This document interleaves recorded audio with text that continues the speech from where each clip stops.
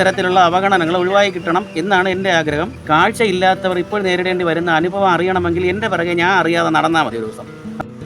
നമസ്കാരം, നിങ്ങൾക്ക് ഏവർക്കും വിൻ്റർ ഹെവൻ്റെ ഒരു പുതിയ ന്യൂസിലേക്ക് സ്വാഗതം. ഇന്ന് നമ്മളോടൊപ്പം ചേരുന്നത് നമ്മുടെ ഒരു വിശിഷ്ട വ്യക്തിയാണ്. അദ്ദേഹം നല്ലൊരു അധ്യാപകനാണ്.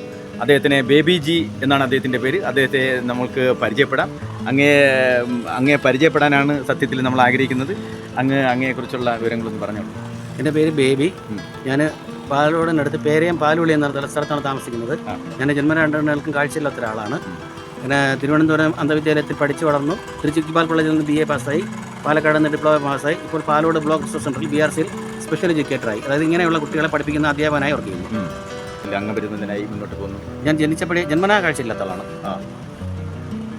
അപ്പോൾ ഉള്ള വിദ്യാഭ്യാസങ്ങളൊക്കെ വിദ്യാഭ്യാസം തിരുവനന്തപുരത്ത് അന്ധവിദ്യാലയത്തിൽ, വഴുതക്കാട് അന്ധവിദ്യാലയത്തിലായിരുന്നു. ബ്രെയിൽ ലിപി പഠിച്ചു, അത് പാസ്സായി. പിന്നെ 10ാം ക്ലാസ് ജയിച്ചു. കോളേജിൽ BA കഴിഞ്ഞു, ഡിപ്ലോമ കഴിഞ്ഞു പാലക്കാട്. അതിനുശേഷം ചെന്നൈയിൽ 1 വർഷം പഠിച്ചു. അതിനുശേഷം തിരുവനന്തപുരം ബ്ലൈൻഡ് സ്കൂളിൽ 7 മാസം ഡെയിലി വയസ്സായിട്ട് വർക്ക് ചെയ്തു. അതിനുശേഷമാണ് പാലോട് BRCയിൽ കിട്ടിയത്. പക്ഷേ നമ്മുടെ ഈ സമൂഹം, എൻ്റെ അനുഭവത്തിൽ വെച്ച് സമൂഹം ഏറ്റവും കൂടുതൽ വെറുക്കുന്ന 2 കൂട്ടരാണ് കുഷ്ഠരോഗികളും കാഴ്ചയില്ലാത്തവരും. ഇത് കണ്ടുകൊണ്ടിരിക്കുന്ന പ്രേക്ഷകർ എൻ്റെ കൂടെ ഒരു സ്ഥലത്ത് തനിച്ച് വന്ന് നോക്കിയാൽ എന്നെ കാണുമ്പോൾ ഒഴിഞ്ഞു മാറുന്ന ഒരു കാഴ്ച നിങ്ങൾക്ക് കാണാനായിട്ട് പറ്റും. ഇത് ശരിയാണോ അല്ലേ എന്ന് മനസ്സിലാക്കിയിട്ട് അങ്ങനെയൊന്നും അല്ല എന്ന് നിങ്ങൾക്ക് പറയാം. ആണോ? അങ്ങനെ ഒഴിവാക്കപ്പെടലുകൾ സഹിച്ചിട്ടുണ്ടോ?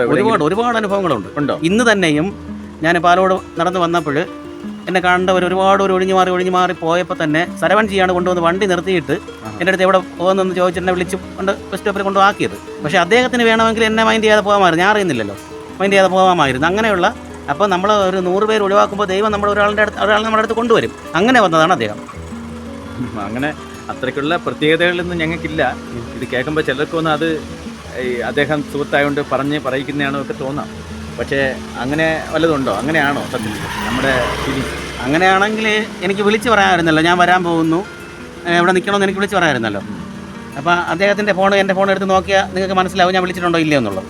ഈ ബേബി സാറേ, ഈ കാഴ്ചയില്ലാത്തതിൻ്റെ പേരിൽ എവിടെയെങ്കിലും ഏതെങ്കിലും സാഹചര്യത്തിൽ ഒറ്റപ്പെടലുകളോ അവഗണിക്കപ്പെടുകയോ ഒക്കെ ചെയ്തിട്ടുണ്ടോ? പല സ്ഥലങ്ങളിലും പോകുമ്പോൾ, ജോലി മേഖലയായി ബന്ധപ്പെട്ടിട്ടായാലും ശരി, അല്ലാതെ മറ്റാവശ്യങ്ങൾക്ക് പോകുമ്പോഴായാലും ശരി, കൂടെ ആരുമില്ലേ, വന്നിട്ടില്ലേ, അല്ലെങ്കിൽ കണ്ണും കൈയും കാലുമുള്ള വേറെ ആരും ഇല്ലേ ഇവിടെ വരാൻ, ജോലിക്ക് പോകുമ്പോഴായാലും ശരി, ജോലി സ്ഥാപനത്തിലുള്ള മേലധികാരികൾ, അങ്ങനെയൊക്കെയുള്ള ക്വസ്റ്റ്യങ്ങൾ, അതായത് നമുക്ക് മാനസികമായിട്ട് വേദനിപ്പിക്കുന്ന രീതിയിലുള്ള ചോദ്യങ്ങളൊക്കെ ചോദിക്കാറുണ്ട്. എന്ന് വെച്ചാൽ നമ്മൾ സ്വന്തമായിട്ടാണ് ഈ കാഴ്ചയില്ലായ്മ വരുത്തി വച്ചത് എന്നുള്ള രീതിയിൽ. പിന്നെ അടുത്ത് വഴിയിൽ ബസ് സ്റ്റാൻഡിലൊക്കെ വെച്ച് കാണുന്ന ആൾക്കാർ ഇങ്ങനെ ആയിപ്പോയതുകൊണ്ട് സാറ് വിഷമിക്കേണ്ട, എന്തെങ്കിലും വൈകല്യമുള്ള ഒരു വ്യക്തിക്ക് അവർ കൊണ്ട് നടക്കുന്ന വൈകല്യമല്ല, എന്നെയല്ല എനിക്കല്ല ആർക്കായാലും അവർ കൊണ്ട് നടക്കുന്ന വൈകല്യമല്ല അവരെ മാനസികമായിട്ട് വിഷമിക്കുന്നത്. ഈ ഒരു വൈകല്യം ഇല്ല എന്ന് പറയുന്നവർ കാണിക്കുന്ന കുറ്റപ്പെടുത്തലും അവഗണനയാണ്. അതിനാണ് ഈ സമൂഹത്തിൽ നിന്ന് മാറ്റം വരേണ്ടത്. ശരിക്കും പറഞ്ഞാൽ ഈ ചില സ്ഥലങ്ങളിലൊക്കെ നമ്മൾ കാണുമ്പോൾ അവർക്കാണ് പലതരത്തിലുള്ള വൈകല്യങ്ങൾ ഉള്ളതായിട്ട് നമുക്ക് തോന്നുന്നതല്ലേ? അതെ, തോന്നാറ് അവരുടെ മനസ്സിനാണ് വൈകല്യങ്ങൾ. അതെ അല്ലേ? ജനം ഈ പലരെയും പല രീതിക്കാണല്ലോ സ്വീകരിക്കുന്നത് അല്ലേ? ഇപ്പൊ കുടുംബമൊക്കെ എങ്ങനെയൊക്കെ ആയിരുന്നു? കുടുംബം, ഞാനൊരു കാഴ്ചയുള്ള കുട്ടിയായിരുന്നു കല്യാണം കഴിച്ചത്. നമ്മൾ 10 വർഷം ജീവിച്ചു. അതിനുശേഷം ഭാര്യ ഒരു ആക്സിഡന്റിൽ മരിക്കുകയുണ്ടായി. അതിനുശേഷം ഞാൻ ഇപ്പോൾ അമ്മയുടെ കൂടെയാണ് ഉള്ളത്. നന്നായിട്ട് ഒരു കുടുംബമൊക്കെ ആയിട്ട് സന്തോഷമായി തന്നെ മുന്നോട്ട് ജീവിച്ച് കാണിച്ചു കൊടുക്കണം കേട്ടോ. സമൂഹത്തിന് കുറച്ച് നമ്മൾ കാര്യങ്ങളൊക്കെ ചെയ്യാനുണ്ട്. അത് സപ്പോർട്ട് വേണം, മറ്റുള്ളവരുടെ സപ്പോർട്ട് ഉണ്ടെങ്കിൽ മാത്രം. ഞങ്ങളുടെയൊക്കെ സപ്പോർട്ട് എപ്പോഴും ഉണ്ടാവും. ഒരു കാഴ്ചയില്ലാത്ത ആളിന് എന്തായാലും ഒരാളുടെ കൂടെ സഹായം ഇല്ലാതെ ഒരിക്കലും ജീവിക്കാൻ പറ്റില്ല. അതെ. പക്ഷെ ആരും സഹായിക്കാമില്ലാതെ വരുമ്പോൾ ചിലപ്പോൾ ചില ഈ ആൾക്കാരുടെ അവഗണനകൾ കാരണം ജീവിതം തന്നെ അവസാനിപ്പിച്ചാലോ എന്ന് തോന്നിയിട്ടുള്ള സന്ദർഭങ്ങളുണ്ടായിരുന്നു. ആണോ? അതിനെയൊക്കെ അതിജീവിച്ചല്ലേ? അതിനെയൊക്കെ തരണം ചെയ്ത് ഇതുവരെ വന്നു. എന്തായാലും നമുക്ക് തുടർന്നുള്ള നല്ല കുട്ടികൾക്കുള്ള ഉപദേശങ്ങൾ എന്തൊക്കെയാണ്? കുട്ടികൾക്കുള്ള ഉപദേശങ്ങൾ, ഇങ്ങനെയുള്ള ഒരാളിനെ, അങ്ങനെ കാഴ്ചയില്ലാത്ത ഒരാളിൻ്റെ കയ്യിലൊരു വടി ഉണ്ടാകും. അപ്പോൾ അവരുടെ അടുത്ത് നിങ്ങൾ ചെന്ന് ചോദിക്കണം, നിങ്ങൾക്ക് എവിടെയാണ് പോവേണ്ടത്. ഒന്ന് റോഡ് ക്രോസ് ചെയ്തിട്ടാൽ അവരൊക്കെ കൊടുക്കുന്നതിൽ പറ്റി നിങ്ങൾ ചെയ്യുന്ന ഏറ്റവും വലിയ സഹായം അതായിരിക്കും. അവരിപ്പോൾ നിങ്ങൾ പൈസ ചോദിക്കുന്നില്ല, വേറെ സഹായങ്ങൾ ചോദിക്കുന്നില്ല, വീട് വെച്ച് കൊടുക്കാൻ പറയുന്നില്ല, ഒന്നും ചെയ്യില്ല. റോഡ് ക്രോസ് ചെയ്ത് അപ്പുറത്ത് വിട്ട് വരുമെന്ന് മാത്രമേ ചോദിക്കുന്നുള്ളൂ. അത് വേറെ ചിലവുള്ള കാര്യങ്ങളൊന്നും അല്ല അത്. അപ്പോൾ ഇതായിരിക്കും നിങ്ങൾ ചെയ്യുന്ന ഏറ്റവും വലിയ സഹായം. ഇതാണ് കുട്ടികളോട് പറയാനുള്ളത്. അതാണ് കുട്ടികളോട്. അപ്പോൾ വീട്ടു ചിലവുകളൊക്കെ എങ്ങനെയാണ് നടക്കുന്നത്? വീട്ടു ചിലവ്, എൻ്റെ ഭാര്യ മരിച്ചു. പിന്നെ ഞാൻ BRCയിൽ ജോലി ചെയ്യാൻ തുടങ്ങിയിട്ട് 17 വർഷമായി. 2008 ഡിസംബർ 20 ജോയിൻ ചെയ്തത്. സ്പെഷ്യൽ എഡ്യൂക്കേറ്ററാണ്. സാലറി വളരെ കുറവാണ്. നമുക്ക് വെളിയിൽ പറയാൻ നാണക്കേട് തോന്നിക്കുന്ന ഒരു എമൗണ്ടാണ് കിട്ടുന്നതായിട്ടില്ല. പെർമനന്റ് പോസ്റ്റ് അല്ല ഇപ്പോഴും. ഈ 17 വർഷം ആയിട്ട് പോലും സ്ഥിര പോസ്റ്റ് അല്ല, കരാർ അടിസ്ഥാനത്തിലാണ് ഇപ്പോഴും ജോലി ചെയ്യുന്നത്. BRCയിൽ 17 വർഷമായി. 17 വർഷം കൊണ്ട് സ്ഥിര ജോലി. സർക്കാർ ഇത് വളരെ ശ്രദ്ധിക്കണം. സർക്കാരിലെ ജനപ്രതിനിധികൾ കാണണമെങ്കിൽ എൻ്റെ ഒരു റിക്വസ്റ്റ് ആണ്, അത് നിങ്ങൾ ശ്രദ്ധിക്കണം. കാരണം ഇവരെ പോലുള്ളവർക്കല്ലേ നമ്മൾ സഹായിക്കണ്ടേ. ഇപ്പോൾ കുറച്ച് ദിവസം മുമ്പ് നമ്മുടെ നാട്ടിൽ നടക്കുന്ന ചർച്ചയാണ്, ഈ ചാനലും കാര്യങ്ങളായിട്ട് നടക്കുന്നു. എനിക്കെന്താണ് ജോലി, എൻ്റെ വരുമാന സ്രോതസ് എന്താണെന്നൊക്കെ പലരും ചോദിക്കുന്നുണ്ട് കേട്ടോ. ഏതായിട്ട് പലരും ചോദിക്കുന്നുണ്ട്. ഒരു സ്ഥാപനം നടത്തുകയാണ്. ഞാൻ 11 വർഷങ്ങളായി ബിസിനസ് നടത്തിയിരുന്നു. ഫുഡ്വെയർ ഇൻഡസ്ട്രിയാണ് ഞാൻ നടത്തിയിരുന്നത്. എന്നിട്ട് ഞാനിപ്പോൾ ചെയ്യുന്നതെന്ന് പറഞ്ഞാൽ ഡിറ്റർജൻറ്റ്, ലിക്വിഡ് ഡിറ്റർജൻ്റ് ഒക്കെ പെരിങ്ങമല ഗ്രാമപഞ്ചായത്തിൻ്റെയും അതുപോലെ തന്നെ കുടുംബശ്രീയുടെയും കേരള ഗവൺമെൻറ്റിൻ്റെയും സപ്പോർട്ടോടുകൂടി ഒരു ഫേം നടത്തുകയാണ്, ഒരു സ്ഥാപനം നടത്തുകയാണ്. അതിൻ്റെ നടത്തിപ്പുകാരനാണ്. എനിക്ക് 4 സ്റ്റാഫുകളുണ്ട്, ജോലിക്കാരുണ്ട്. അപ്പോൾ ഇതിൻ്റെ കൂട്ടത്തിൽ പറഞ്ഞതെന്ന് പറഞ്ഞാൽ, ഇയാൾക്ക് എന്താണ് ജോലി, ഇയാൾ ഇത് ചെയ്തിട്ടാണോ ഇങ്ങനെ ജീവിതം എന്ന് ചോദിക്കുന്നുണ്ട്. പലരെയും, നമ്മൾ കാണാത്ത പലരെയും നിങ്ങളുടെ മുന്നിൽ എത്തിക്കാൻ വേണ്ടിയിട്ടാണ് ഞാൻ ഇത് കാണിക്കുന്നത് കേട്ടോ. അപ്പോൾ നമ്മുടെ ആ വീഡിയോസ് നിങ്ങൾ പലരിലും പല ചെറിയ ഇമ്പാക്റ്റുകൾ സംഭവിപ്പിക്കാം, മനസ്സിലായില്ലേ? അപ്പോൾ ആ ഇമ്പാക്റ്റ് ആണല്ലേ അടുത്ത തലമുറയ്ക്ക് വേണ്ടപ്പെട്ടത്. ഇപ്പോൾ അതുപോലെ തന്നെ ഞാൻ ഈ ജോലിയായിട്ട് ബന്ധപ്പെട്ട് എൻ്റെ ഇതായിട്ട് ബന്ധപ്പെട്ട് എൻ്റെ ജോലിയുടെ ഭാഗമായിട്ട്, ഡ്യൂട്ടിയുടെ ഭാഗമായിട്ട് ചില സ്ഥലങ്ങളിൽ പോകുമ്പോൾ പല രീതിയിലുള്ള ചോദ്യങ്ങളും, അതായത് കാഴ്ചയിൽ കണ്ണും കൈയും കാലുമുള്ള ആരുമില്ലേ, BRC-കാർക്ക് മനസാക്ഷിയില്ലേ, ഇങ്ങനെയൊക്കെയുള്ള ചോദ്യങ്ങൾ. അതായത് എൻ്റെ വരുമാനം ഇതാണെന്നുള്ള ഇത് അറിഞ്ഞുകൊണ്ടുള്ള സംസാരങ്ങളല്ല. ഇത്തരത്തിലുള്ള അവഗണനകൾ ഒഴിവായി കിട്ടണം എന്നാണ് എൻ്റെ ആഗ്രഹം. പിന്നെ സമൂഹം ഇതിനെ ഭിന്നശേഷി സൗഹൃദം എന്നൊക്കെ പറയുകയാണെങ്കിൽ പോലും കാഴ്ചയില്ലാത്തവർ ഇപ്പോൾ നേരിടേണ്ടി വരുന്ന അനുഭവം അറിയണമെങ്കിൽ എൻ്റെ പിറകെ ഞാൻ അറിയാതെ നടന്നാൽ മതി ഒരു ദിവസം. അപ്പോൾ എല്ലാം മനസ്സിലായാലും ഞാൻ ബേബി സാറിനെ വളരെ വർഷങ്ങൾക്ക് മുമ്പേ കാണുന്നുണ്ട്. അദ്ദേഹത്തെ ഞാൻ ഫോളോ ചെയ്തിരുന്നു. അദ്ദേഹത്തെ പല യാത്രകളിലും ഞാൻ കൂടെ കൂട്ടിയിരുന്നു. അപ്പോൾ അദ്ദേഹത്തെ എനിക്ക് സത്യം പറയാമല്ലോ, ആലംബഹീനരായിട്ടുള്ളത് അല്ലെങ്കിൽ അംഗപരിമിതി എന്നുള്ളതല്ല, ഡിഫൻഡ് ചെയ്യബിൾ ആണല്ലേ. അതെ, ഡിഫൻഡ് ചെയ്യബിൾ ആയിട്ടുള്ള വ്യക്തികളെ എനിക്ക് ഭയങ്കര ഇഷ്ടമാണ്. ഞാനൊരു ചാരിറ്റി ചാനലാണ്. സാറ് കണ്ടിട്ടുണ്ടോ ചാനൽ? കേട്ടിട്ടുണ്ട്. അപ്പോൾ ചാരിറ്റി ചാനലാണ്. അപ്പോൾ ആ ചാരിറ്റിയുടെ ഭാഗമായിട്ട് കുറേ കൂടി പലരെയും നമ്മൾ കണ്ടെത്തേണ്ടിയിരിക്കുന്നു. നമ്മൾ പലരെയും ജീവിതത്തിലേക്ക് ഇറങ്ങി ചെല്ലേണ്ടിയിരിക്കുന്നു. നമ്മൾ സുഖമായിട്ട് ജീവിച്ചാൽ മാത്രം പോരല്ലോ, മറ്റുള്ളവരുടെ ജീവിതം കൂടി അറിയണ്ടേ സാറേ? തീർച്ചയായിട്ടും. ഇത് അല്ല, ഇങ്ങനെ ഒരാൾ അറിഞ്ഞു കഴിഞ്ഞാൽ പിന്നെ ഒഴിഞ്ഞു മാറുന്ന ഒരു കാഴ്ച കാണാൻ പറ്റും. നിങ്ങളിത് ആര് കണ്ടുകൊണ്ടിരിക്കുന്നു അവരുടെ അടുത്ത് ഞാൻ പറയുകയാണ്, കാഴ്ചയില്ലാത്ത ഒരാൾ അനുഭവിക്കുന്ന അനുഭവങ്ങൾ നിങ്ങൾ നേരിട്ട് അറിയണമെങ്കിൽ ഒരാൾ ഒറ്റയ്ക്ക് യാത്ര ചെയ്യുമ്പോൾ അവരറിയാതെ അവരുടെ പിറകെ ഒന്ന് പോയി നോക്കുക. അവരൊരു ബസ്സിൻ്റെ ബോർഡ് ചോദിക്കാൻ പോകുമ്പോൾ തന്നെ ഒഴിഞ്ഞു മാറുന്നൊരു 100 പേരെ നിങ്ങൾ. ഈ സമൂഹം ഏറ്റവും കൂടുതൽ അവഗണിക്കപ്പെടുന്ന 2 വിഭാഗക്കാരാണ്. ഒന്ന് കുഷ്ഠരോഗികളും, 2 കാഴ്ചയില്ലാത്ത ആൾക്കാർ.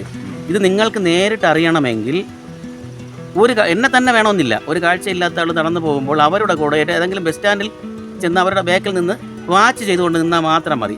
ബസ്സിൻ്റെ ബോർഡ് ചോദിക്കാൻ ചെല്ലുമ്പോൾ തന്നെ ഒഴിഞ്ഞു മാറുന്നൊരു കാഴ്ച നിങ്ങൾക്ക് കാണാനായിട്ട് പറ്റും. ഒരു 100 പേര് ഒഴിവാക്കപ്പെടലുകൾ ഉണ്ടായിട്ടുണ്ടല്ലേ? അതായത് അവരുടെ കയ്യിൽ നിന്ന് എന്തെങ്കിലും വാങ്ങാൻ വേണ്ടി ആയിരിക്കും എന്നുള്ള തോന്നൽ. ഭിക്ഷ യാചിച്ച് ചെല്ലുന്നുണ്ടോ, കയ്യിൽ നിന്ന് വല്ല 10 രൂപ നഷ്ടപ്പെടുമോ എന്ന് വിചാരിച്ചിട്ടായിരിക്കും അവരൊക്കെ ഈ ഒഴിവാക്കലുകളൊക്കെ വരുന്നത് അല്ലേ? അങ്ങനെ ഒഴിഞ്ഞു മാറും. 100 പേര് ഒഴിഞ്ഞു മാറുമ്പോൾ ഒരാൾ വന്ന് ചോദിക്കും. 100 പേര് ഒഴിഞ്ഞു മാറുമ്പോൾ ഒരാൾ വന്ന് ചോദിക്കും എവിടെ പോകാനാണെന്ന്. അപ്പോൾ ആ ആൾ ബസ്സിൽ കയറ്റി വിടും. ഇപ്പോൾ 10 പേര് വരുമ്പോൾ ഒരാൾ വരും. 10 പേര് കൂടുമ്പോൾ ഒരാൾ വരും, ആരെങ്കിലും വരും. ഇത് ഞാനൊരു ഉദാഹരണം പറഞ്ഞുതരാം. ഞാൻ കാട്ടാക്കട ഒരു മരണത്തിന് പോയിരുന്നു 6 മാസത്തിന് മുമ്പ്. ഈ മരണത്തിന് പോയപ്പോൾ ഒരു ആൻറ്റിയാണ് എന്നെ കൊണ്ടുപോയത്. ഞാൻ പരിചയമുള്ള അവിടെ ഇരുത്തിയപ്പോൾ ഒരു പെൺകുട്ടി എന്നെ ഒന്ന് പരിചയപ്പെട്ടു. അപ്പോൾ ഞാൻ ഇതേപോലെ പറഞ്ഞു, കാഴ്ചയില്ലാത്തവരെ കുഷ്ഠരോഗികളാണെന്ന് പറഞ്ഞു, ഇങ്ങനെ വെറുക്കുന്നതാണെന്ന് പറഞ്ഞപ്പോൾ അങ്ങനെയൊന്നുമില്ല എന്ന് എൻ്റെ അടുത്ത് മറുപടി പറഞ്ഞു. അപ്പോൾ ഞാൻ പറഞ്ഞു, എൻ്റെ കൂടെ വന്നാൽ മതി, ഇന്ന് കാട്ടാക്കട ബസ് സ്റ്റാൻഡ് വരെ എൻ്റെ കൂടെ ഒന്ന് വരണം. ഇത് ശരിയല്ല, ഒരു അരമണിക്കൂർ എന്നെ കാത്തിരിക്കണം. അതൊരു എത്ര ബസ് എനിക്ക് പോകാനുള്ളത് പോയാലും എന്നെ മൈൻഡ് ചെയ്തിരുന്നു പറഞ്ഞു. അങ്ങനെ മാറിയിരുന്നു. ഇത് ശരിയാണോ അല്ലെന്ന് അറിയണ്ടേ? അങ്ങനെ മാറിയിരുന്നതിന് ശേഷം എനിക്ക് നെടുമങ്ങാട് ബസ്സിലാണ് കയറേണ്ടത്. ഒരു 10 ബസ് പോയി. അപ്പോൾ ഞാൻ ബസ് ബോർഡ് ചോദിക്കാൻ ഒരുപാട് അടുത്ത് പോകുന്നുണ്ട്, എല്ലാവരും ഒഴിഞ്ഞു മാറിപ്പോവാ. 10 ബസ് പോയപ്പോൾ ഈ പെൺകുട്ടിക്ക് ഭയങ്കരമായിട്ട് സങ്കടം വന്നിട്ട് എൻ്റെ അടുത്ത് പറഞ്ഞു, ഇനി എനിക്കിത് പിടിച്ച് നിൽക്കാൻ പറ്റാത്തൊരവസ്ഥയാണ്, അതുകൊണ്ട് അടുത്ത ബസ് ഞാൻ കയറ്റി വിട്ടിട്ട് പോകണമെന്ന് പറഞ്ഞിട്ട് അന്ന് ഒരു തീരുമാനം എടുത്തു. ഇനി എൻ്റെ ജീവിതം മൊത്തം കാഴ്ചയില്ലാത്തവർക്ക് വേണ്ടി ആയിരിക്കും, അവരുടെ നന്മയ്ക്ക് വേണ്ടി ആയിരിക്കും എന്ന് ഒരു തീരുമാനം എടുത്തായിരുന്നു അവിടെ. എന്നിട്ടാണ് അവിടെ നിന്ന് പോയത്. അത് ഞാൻ പറഞ്ഞിട്ട് വിശ്വസിച്ചില്ല. പക്ഷേ എൻ്റെ കൂടെ വന്ന് നേരിട്ട് കണ്ടപ്പോൾ പുള്ളിക്കാരിക്ക് ബോധ്യപ്പെട്ടു. ഓക്കെ, ആരും ദയവ് ചെയ്ത് ഇത്തരക്കാരെ ഡിഫൻഡ് ഏബിളായിട്ടുള്ള പ്രത്യേകിച്ച് കാഴ്ചയില്ലാത്തവരെ, ബേബി സാറ് പറഞ്ഞു തരുന്ന കാര്യങ്ങൾ അത്രയും വിലപ്പെട്ടതാണ് കേട്ടോ. അപ്പോൾ അദ്ദേഹം പറഞ്ഞതുപോലെ പ്രത്യേകിച്ച് കാഴ്ചയില്ലാത്തവരെ ഒരു കാരണവശാലും ഒരിക്കലും ഒഴിവാക്കല്ല കേട്ടോ. തള്ളിക്കളയരുത്, ഒഴിവാക്കരുത്. ആരൊക്കെ എന്തൊക്കെ പറഞ്ഞോട്ടെ, കല്ലെറിഞ്ഞോട്ടെ, കളിയാക്കിക്കോട്ടെ. ഞാൻ ഈ ബ്ലോഗ് ചെയ്തതിനെക്കുറിച്ച് പലപ്പോഴും പല സ്ഥലത്തും ഇവന് വേറെ പണിയില്ലേ എന്ന് വല്ല ചോദിക്കുന്നവരുണ്ട്, അല്ലെങ്കിൽ വല്ല പണിക്കും പോയിക്കൂടെ എന്ന് ചോദിക്കുന്നവരുണ്ട്. പണിക്ക് പോയിക്കൂടെ എന്ന് ചോദിക്കുന്നവരോട് ഞാൻ പറയുന്ന ഒരു കാര്യം, ഐ ലവ് മൈ ഫാമിലി എന്നുള്ള നിങ്ങളുടെ ഒരു രീതി ഉണ്ടല്ലോ, ആ രീതി നിങ്ങൾക്കാണ് മാറേണ്ടത്. പലർക്കും നിങ്ങൾ എല്ലാവർക്കും അല്ല, ഇത് കാണുന്ന എല്ലാവർക്കും അല്ല, പലർക്കും ഐ ലവ് മൈ ഫാമിലി എന്നാണ് ഇന്നത്തെ തിയറി പഠിച്ചു വെച്ചിരിക്കുന്നത്. എനിക്ക് എൻ്റെ കാര്യം എനിക്ക് എൻ്റെ കാര്യം, എൻ്റെ കുടുംബത്തിൻ്റെ കാര്യം, അതല്ല ഐ ലവ് മൈ സൊസൈറ്റി ആവണം കേട്ടോ. പിന്നെ നിങ്ങൾ ആരോടും നമ്മളൊരു രൂപയും അഭ്യർത്ഥിച്ച് നമ്മൾ ഒരിക്കലും വന്നിട്ടില്ല.